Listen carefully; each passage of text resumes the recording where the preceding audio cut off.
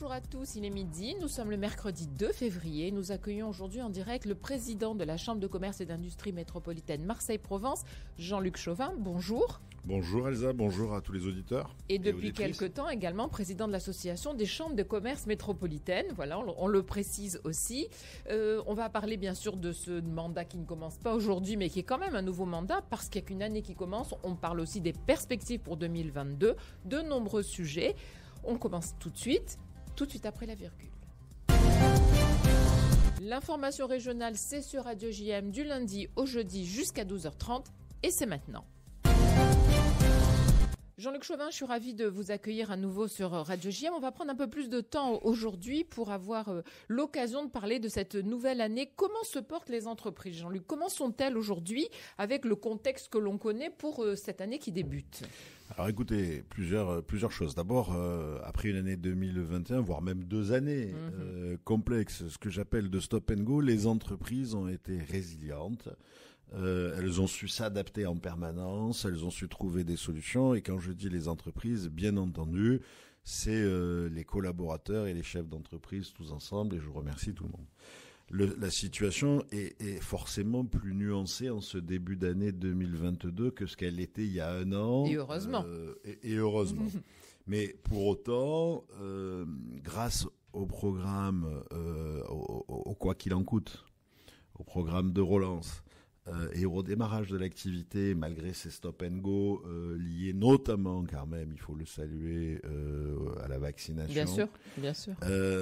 On a pu globalement avoir une année 2021 assez sereine, avec des bons carnets de commandes, et on commence 2022 à peu près dans le même état d'esprit, même si on voit bien que le début d'année, la période de janvier, on ne sait pas très bien où on va là, avec on voit quand même Omicron. On a des perspectives avec une levée des contraintes, même si, bien sûr, Jean-Luc Chauvin, certains secteurs continuent de souffrir. Alors, voilà, ce que j'allais vous dire, c'est que ça, c'est le contexte général, et puis après, on a de bons carnets de commandes en général, puis après, on a des spécificités. D'abord, dans le contexte, on a toutes les entreprises qui tournent autour de cafés, hôtels, restaurants. Qui sont quand même beaucoup plus contraintes pour plein de raisons. On a les professionnels du voyage et de l'événement qui sont complètement à l'arrêt pour l'événement, vous le savez bien.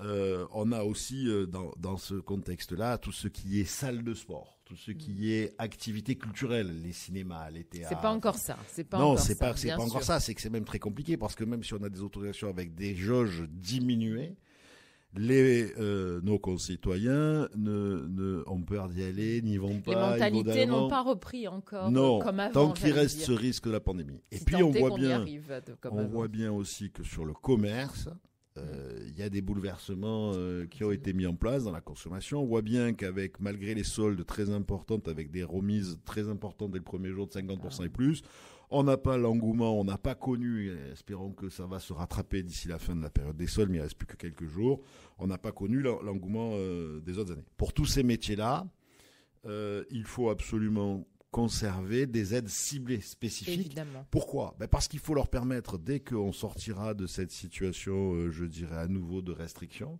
de pouvoir redémarrer. Si les entreprises n'existent plus au moment du redémarrage, ça veut dire qu'il n'y a plus les collaborateurs, il n'y a plus rien, on ne peut pas redémarrer l'activité. Jean-Luc Chauvin, à tout cela, s'ajoutent aussi des problèmes d'approvisionnement et puis tout ce qui va aussi avec une inflation qui est devenue très importante, qu'on ne connaissait pas, nous, comme ça, sous cette forme-là, et qui impacte aussi les prix. Vous avez raison. Le sujet, donc, c'était les secteurs d'activité dont je viens d'évoquer, qui ont difficulté. Après, d'une manière générale, pèse aujourd'hui mais déjà depuis, je dirais, le mois de septembre, avec une accélération des problèmes de plusieurs natures. Le premier problème sur les entreprises, c'est le coût des matières premières. Le coût du transport des marchandises, des difficultés de recrutement, parce que qui dit reprise économique, dit difficultés de recrutement, et puis depuis le début d'année, ça c'est un peu nouveau, depuis la fin d'année, mais surtout le début d'année, des hausses importantes de coûts de l'énergie. Et ça impacte en particulier les entreprises industrielles qui ont besoin d'énergie pour transformer. On assiste, et pour vous donner 3-4 chiffres à vos auditeurs, on assiste à une situation où certaines PME industrielles qui étaient rentrées sur du marché libre, non régulé, au fur et à mesure, se retrouvent avec des factures en janvier qui sont 50% plus chères que celles qu'elles avaient en décembre. Ça veut dire que comme elles sont en train de produire ce qu'elles ont vendu en octobre, novembre, décembre, elles le produisent à perte. Ouais. Ça ne pourra pas durer. Le deuxième sujet est sur le coût, par exemple, de l'emballage. L'emballage a pris en moyenne 30% en un an. Le papier, 40%. Comment on va gérer coût des ça, transports, en moyenne, un transport en container coûte 350, jusqu'à 350% de plus en l'espace d'un an. Donc tout ça va faire que les prix vont augmenter. Tous ces sujets pèsent sur le prix final. Bien sûr. Tous ces sujets entretiennent une certaine inflation qui est mise en route. Tous ces sujets aussi font en sorte que l'entreprise qui produit ce qu'elle a vendu précédemment, aujourd'hui est en train de vendre à perte avec difficulté.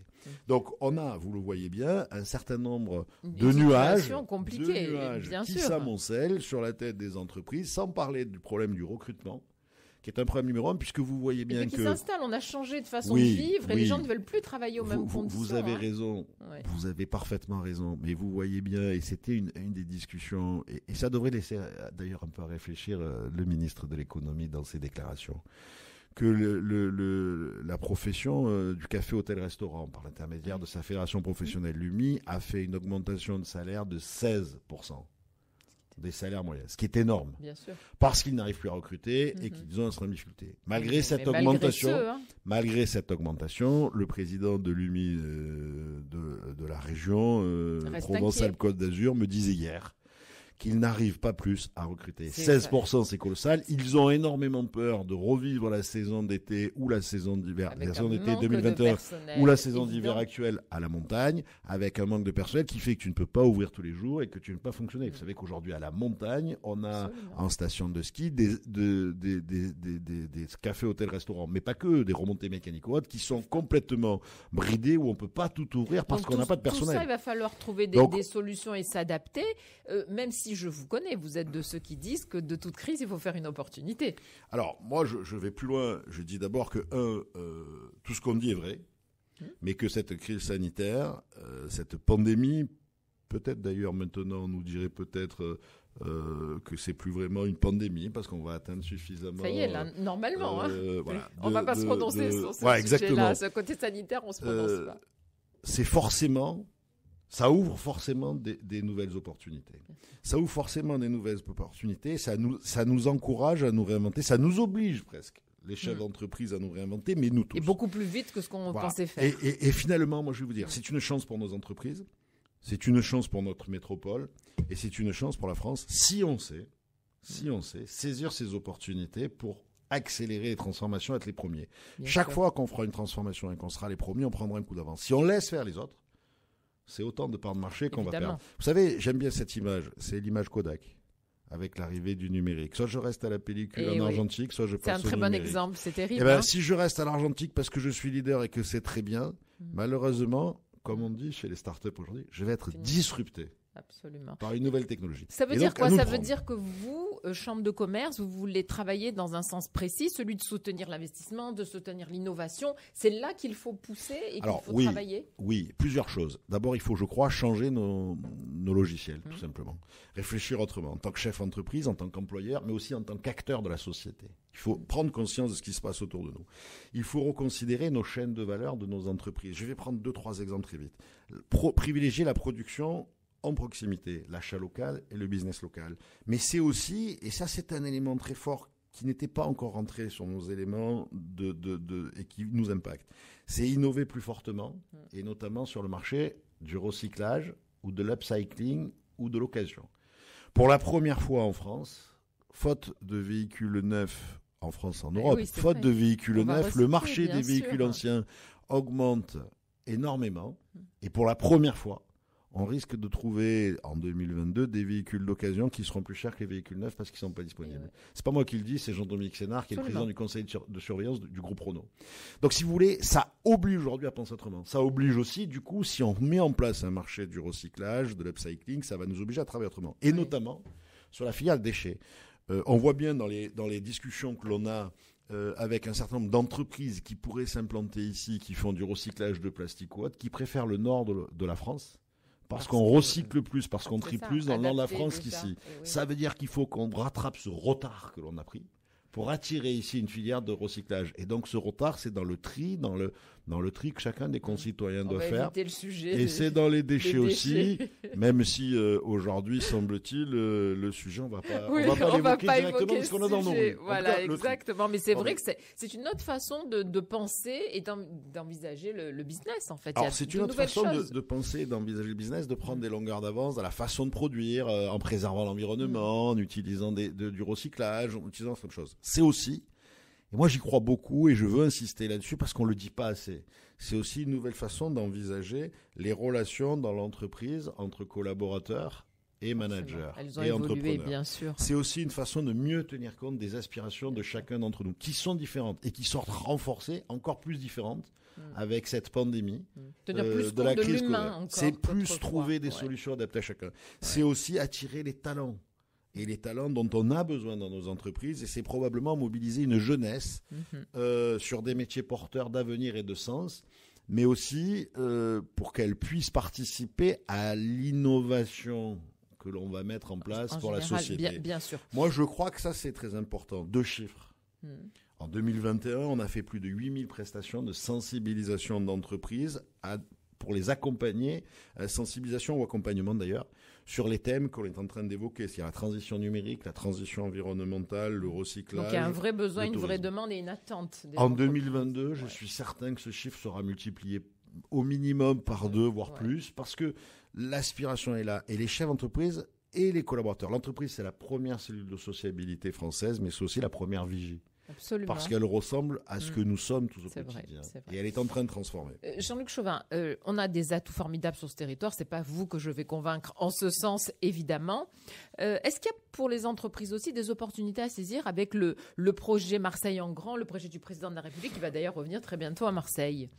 Alors oui, d'abord, première chose, vous le savez, c'est pas moi qui vais dire le contraire, je le dis depuis tellement longtemps, on a d'énormes atouts avec notre port, notre aéroport, nos câbles numériques qui nous relient au monde. On a tout ce qu'il faut pour que ça fonctionne, en tout cas. Faut. Pour autant, ces atouts sont déterminants pour la vitalité économique de notre territoire et de nos entreprises, mais il faut encore qu'on en prenne conscience et qu'on les utilise à bon escient et qu'on accélère. Moi, ça, c'est le premier sujet. Donc, le président lui-même a partagé ici le 2 septembre une vision que nous développons et que, en particulier, j'ai portée depuis très longtemps, depuis environ une quinzaine d'années, sur cette place de trait d'union entre l'Europe et l'Afrique que Marseille a historiquement. Tout le monde le sait, c'est pas nouveau, mais j'y reviendrai tout à l'heure. Et donc ces atouts, c'est bien, c'est indispensable de les avoir, mais ça suffit pas. Maintenant, il faut aller plus loin. Les chantiers prioritaires. Et dans la venue du président de la République, jusqu'à présent, il a traité des situations particulières, les écoles, la mobilité, qui sont essentielles. Mais pour autant, il faut prendre en considération les aspirations économiques et le développement économique. Pourquoi ? Parce que le développement économique, c'est l'emploi pour tous, c'est la création d'une richesse qui peut être répartie. Et donc, pour nous, quelques exemples pour être au rendez-vous. Si je prends l'exemple du port. Le port est une infrastructure majeure et ce territoire s'est toujours bien porté quand l'activité maritime se portait fonctionnait, bien. Absolument. On a enregistré une très bonne année en matière de containers avec plus 9% d'évolution. On en est tous très contents. On a fait 75 millions de tonnes de marchandises traitées. Je vous rappelle au passage qu'en dehors de 2020, l'année de la pandémie, ça fait 8 ans qu'on progresse, qu'on rattrape le retard. Mais on ne va pas s'en contenter de toute façon. On veut et c'est ce que j'allais vous dire. Et que pour les oiseaux de mauvais augure qui disaient que le port est terminé, ça devrait peut-être les faire réfléchir. Pour autant, la compétition ne cesse de s'intensifier en matière de transport international. On a une chance supplémentaire avec les passages de plus en plus de bateaux importants, de super bateaux, par le canal de Suez doublé en Méditerranée. Mais on doit aller plus loin. On doit voir loin. Pourquoi ? Parce qu'on ne peut pas se contenter de ce qu'on a. Voir loin, c'est quoi ? C'est créer un interland. Le président, dans son discours du 2 septembre, a évoqué l'axe Ronson, qui permettrait de compléter le port par le fluvial. Je pense qu'il faut aller beaucoup plus loin et voir plus loin. Bien sûr que l'axe Ronson, c'est quelque chose à 5 ans, 8 ans, 10 ans. Mais ça suffit pas. Mais ça suffit pas, bien sûr. Il faut voir à 20 ans, 30 ans, il faut imaginer que par le fleuve et par le rail, par le combiné des deux, il faut que depuis le port de Marseille, on remonte très rapidement et de façon à bas carbone, environnemental, en protégeant notre environnement. On remonte nos marchandises jusqu'au centre de l'Europe, jusqu'en Allemagne. Et donc, il faut réutiliser les réseaux fluviaux, il faut réutiliser la complémentarité. Ça veut dire quoi ? Ça veut dire que, notamment, à Lyon, là où on a le Lyon-Turin qui est en train de se financer par l'Europe, il faut impérativement que nous travaillions sur le céphale sud, c'est-à-dire le barreau sud, et pas que sur le barreau nord qui a été prévu. Pourquoi ? Parce que si on fait que le barreau nord qui a déjà été prévu et qui a déjà été voté, il n'y aura pas de liaison entre le fleuve, le Rhône, et le train pour redescendre jusqu'à Turin. Et donc, il faut impérativement que l'État prenne en considération ce sujet, le plaide au niveau de l'Europe pour qu'on fasse le barreau sud pour les marchandises. Deuxième sujet, pour aller très vite, il faut impérativement profiter de ces grands chantiers de poser une vision pour à nouveau remettre à l'ordre du jour le sujet de la liaison entre le port de Marseille-Fos, la Méditerranée et Turin. Et je veux éventuellement, bien entendu, reparler du tunnel du Mont-Genève. C'est pas parce que ça n'a pas fonctionné, c'est pas parce que quelques grands, commis d'État ont trouvé que ça n'avait pas de logique, que le territoire ne doit pas se mobiliser pour fonctionner. C'est pas parce que du coup, l'absence de la France dans ce débat depuis 40 ans, un journal le disait il n'y a pas très longtemps, suite à notre conférence de presse de rentrée, a fait que l'État italien s'est tourné vers le Lyon-Turin, qu'aujourd'hui, ça n'a pas d'opportunité. Et moi, je vais vous dire, ça en a même beaucoup plus, parce qu'avec la région qui porte, et on soutient cette candidature, des Jeux Olympiques 2034 ou 2038 de ski, des Olympiques d'hiver dans les Alpes, avoir une liaison directe avec Turin, ça permet de relier les Jeux Olympiques à deux aéroports internationaux. Ça permet de faire des flux. Et du coup, par contre, ça c'est important, on ne fait pas cette infrastructure pour les JO, on l'a fait pour le développement économique, on l'a fait pour le territoire, on l'a fait de façon pérenne, et elle sert.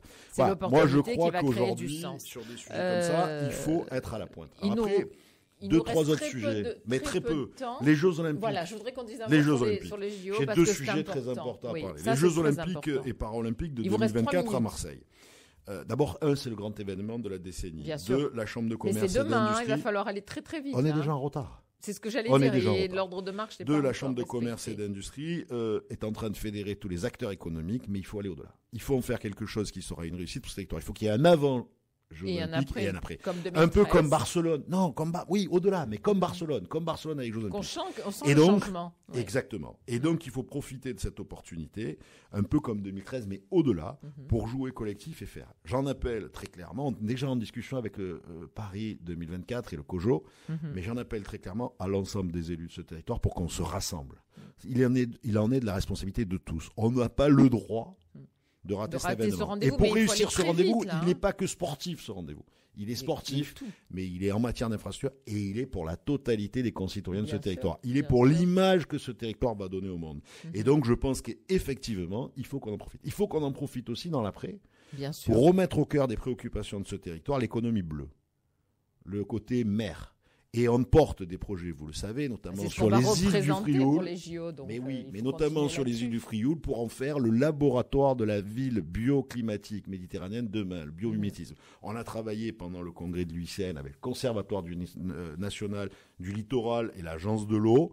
On est capable de faire des choses importantes. C'est pour ça qu'il faut absolument, dans le même format que celui de Marseille-Provence, capitale européenne de la culture de 2013, on se met tous autour de la table avec les élus des différentes collectivités, régions, départements, métropoles et villes, avec le monde économique, pour faire la réussite de ces JO. On n'a plus de temps à perdre. On est à moins de 2 ans, ou on est à peine à 2 ans et demi. Il faut vraiment accélérer pour qu'on soit au rendez-vous, probablement de l'événement de la décennie, voire peut-être de l'événement du 21e siècle de ce territoire. Jean-Luc Chauvin, il nous reste 1 minute, donc on ne pourra pas aborder tous les sujets. Juste un mot peut-être, celui du rendez-vous foncier économique à ne pas rater, parce que je sais votre inquiétude sur ce sujet, juste en un mot. C'est très simple. Aujourd'hui, on est en situation, et je suis très inquiet là-dessus, d'avoir à la fois des entreprises qui voudraient venir s'installer ici, et à la fois des entreprises qui sont ici, qui ont besoin de grandir, et qui ne trouvent pas de solution de foncier. Quand elles en trouvent, malheureusement, souvent, pour des petites discussions ou des petits problèmes, on a des blocages, je dirais.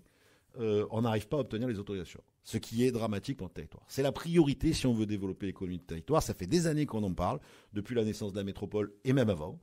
Aujourd'hui, il faut passer en mode réponse collective, en mode combat et en mode réussite. C'est pas acceptable qu'une entreprise qui vient s'installer dans Athélia 5, pour laquelle la métropole fait un permis, ou autorise une vente de terrain, 2 ans et demi après, elle puisse obtenir son permis, qui soit annulé derrière parce qu'il manque un document administratif par le préfet. C'est pas acceptable que sur la zone des Florides, alors que la zone a été transformée, on refuse une industrie qui est une industrie effectivement où il peut y avoir une inquiétude si c'est mal expliqué, mais qui est aujourd'hui 4.0, tout à fait à la pointe environnementale, mais qui surtout, au-delà de cette entreprise et cette industrie, va condamner à très court terme la filière aéronautique d'Airbus. Pourquoi ? Parce que les prochains investissements que le groupe Airbus Hélicoptère fera, s'il n'a pas son sous-traitant à proximité, il les fera en Allemagne ou ailleurs. Oui, ça ne et sera on pas comprend. pour nous. Donc on comprend tout le... Il y a un chantier prioritaire. J'en appelle aux élus de ce territoire pour leur dire deux choses. Un, la Chambre de commerce et d'industrie est à vos côtés, à votre disposition pour vous aider à trouver des solutions, à monter des zones d'activité pour les collectivités qui le voudraient, à travailler sur le foncier économique, à expliquer à nos concitoyens et à nous tous l'intérêt et l'importance de ces sujets. Deux, à expliquer aussi aux élus qu'on est dans une compétition mondiale. Oui, et que quand une entreprise veut venir s'installer ici, si on n'a pas de foncier à moins de 4 ans, elle va ailleurs. Elle va ailleurs, tout simplement. Elle va ailleurs. Ailleurs, il y a du foncier. Une entreprise qui prend une décision, il faut qu'elle soit installée entre 18 à 24 mois derrière. Bien sûr. Si ce n'est pas le cas, elle s'en va ailleurs. Et on a beau avoir du foncier sur le port, on a beau avoir du foncier potentiel sur Euromed, on a beau avoir du foncier. Si on n'est pas disposé à le mettre à disposition pour installer l'entreprise dans les 24 mois, elle va ailleurs. Absolument. Voilà. Et ça, c'est un logiciel aussi qu'il faut changer. Ça pourrait être aussi une des applications, une des leçons, un des jeux collectifs de ce territoire suite à cette pandémie. Absolument. Qui pourrait nous faire gagner. Changer les choses, absolument, parce que faut toujours transformer les choses pour que toujours de façon positive. Merci beaucoup Jean-Luc Chauvin, merci pour avoir fait ce point en ce début d'année, suite bien sûr aux vœux que vous avez présentés à la presse. On termine ce journal ensemble.